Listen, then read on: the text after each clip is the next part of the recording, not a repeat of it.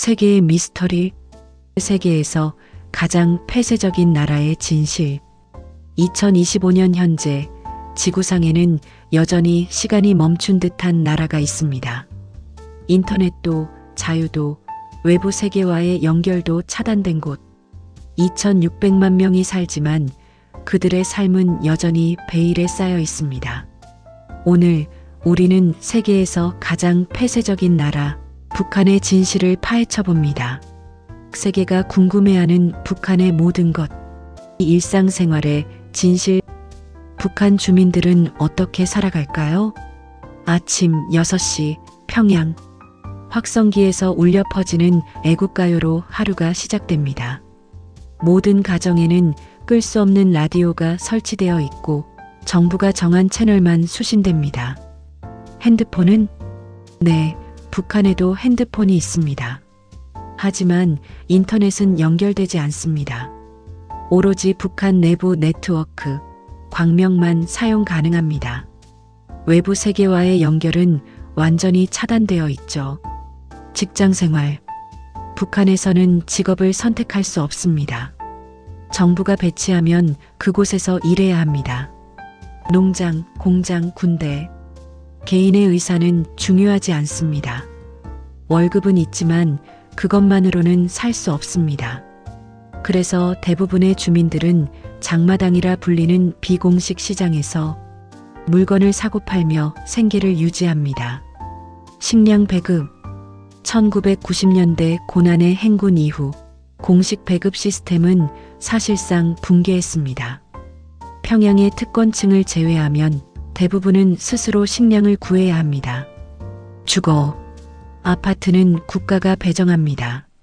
하지만 전기는 하루 2~3시간만 들어오고 겨울에도 난방이 제대로 되지 않는 경우가 많습니다. 촛불과 연탄이 여전히 필수품입니다. 교육과 세뇌 시스템. 북한의 교육은 단순히 지식을 가르치는 것이 아닙니다. 사상 교육이 전부입니다. 유치원부터 시작되는 세뇌. 아이들은 만 5세부터 김일성, 김정일, 김정은을 위대한 수령님으로 배웁니다. 매일 아침 그들의 초상화에 경례하고 그들을 찬양하는 노래를 부릅니다. 학교 교육. 수학 문제도 정치적입니다. 미제 침략자 7명을 우리 인민군이 5명 사살했다면 남은 적군은? 이런 식입니다. 역사 시간에는 한국 전쟁을 남조선이 먼저 침략했다고 배우고 미국을 악의 제국으로 가르칩니다. 대학은 특권. 대학 진학은 성적만으로 결정되지 않습니다. 성분이라 불리는 계급이 더 중요합니다. 당신의 조부모가 무엇을 했는지, 가족 중 탈북자가 있는지가 인생을 좌우합니다. 생활총화. 매주 토요일 모든 북한 주민은 생활총화에 참여해야 합니다. 자신의 잘못을 고백하고 다른 사람의 문제점을 비판하는 시간입니다. 이웃을 감시하고 고발하는 문화가 일상화되어 있습니다. 그렇다면 왜 사람들은 목숨을 걸고 탈북할까요? 국경을 넘는다는 것.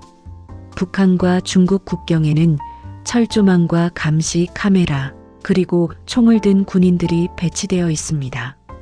두만강이나 압록강을 건너다 잡히면 정치범 수용소로 직행입니다. 가족 전체가 연좌제로 처벌받습니다. 정치범 수용소의 실체. 위성사진으로 확인된 정치범 수용소는 최소 5곳, 약 12만 명이 수용되어 있다고 추정됩니다.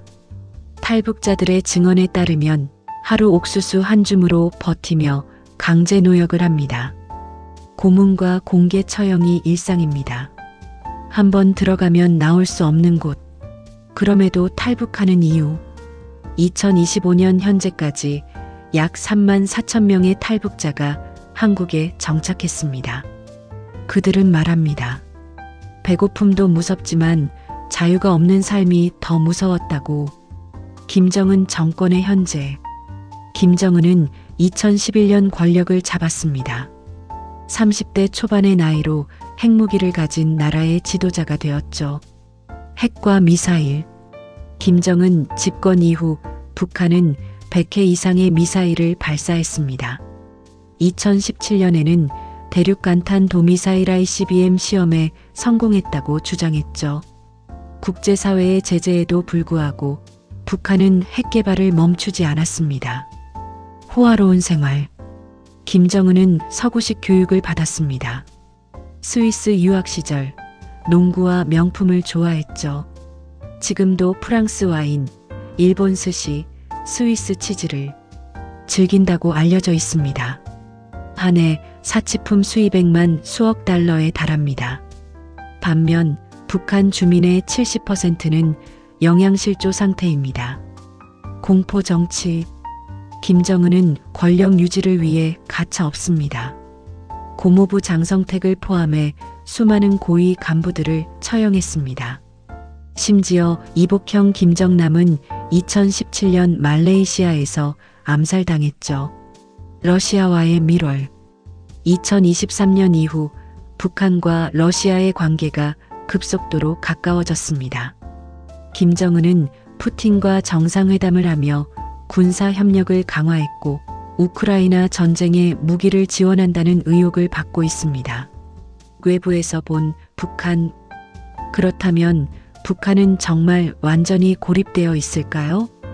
관광은 가능한가? 네, 북한 관광은 가능합니다. 매년 약 5천 명의 외국인이 북한을 방문합니다. 대부분은 중국 국적 조선족이나 서양 관광객들입니다. 하지만 모든 것이 통제됩니다. 정해진 코스만 이동하고 북한 가이드가 24시간 동행하며 사진 촬영도 허가된 곳에서만 가능합니다. 평양의 쇼윈도. 외국인에게 보여주는 평양은 북한의 진짜 모습이 아닙니다. 반짝이는 건물, 깨끗한 거리, 웃는 사람들 모두 연출된 것입니다. 진짜 북한은 평양 밖에 있습니다. 전기도 없는 시골 마을, 굶주린 아이들, 병원도 없어 아픈 사람들, K-팝과 한류의 침투. 놀랍게도 USB와 SD카드를 통해 한국 드라마와 K-팝이 북한에 퍼지고 있습니다. 사랑의 불시착, 오징어 게임을 몰래 본 북한 주민들이 처벌받았다는 소식도 들립니다. 하지만 막을 수 없습니다. 정보는 국경을 넘고 북한 젊은 세대는 서서히 외부 세계를 알아가고 있습니다. 북한의 미래. 북한은 변할 수 있을까요? 경제적 압박. 국제 제재로 북한 경제는 무너지고 있습니다. GDP는 한국의 50분의 1 수준. 1인당 국민소득은 연 1,300달러에 불과합니다. 권력 승계의 문제. 김정은에게는 딸이 있습니다. 최근 공개석상에 자주 등장하는 김주애. 4대 세습을 준비하는 것일까요? 변화의 조짐? 일부 전문가들은 말합니다. 북한도 서서히 변하고 있다고. 장마당 경제가 활성화되고 돈을 버는 사람들이 생기고 정보가 유입되면서 주민들의 의식도 변하고 있다고. 하지만 김정은 정권이 살아있는 한 근본적인 변화는 어렵습니다. 통일의 가능성. 한국과 북한은 언젠가 통일될 수 있을까요? 70년 넘게 분단된 채 살아온 두 나라. 젊은 세대는 통일에 관심이 적어지고 남북 간의 격차는 점점 벌어지고 있습니다. 하지만 2,600만 북한 주민들은 여전히 그곳에서 살아가고 있습니다. 자유를 꿈꾸며 더 나은 내일을 바라며. 북한, 세계에서 가장 이해하기 어려운 나라.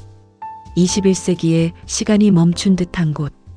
하지만 그곳에도 사람들이 살고 있습니다.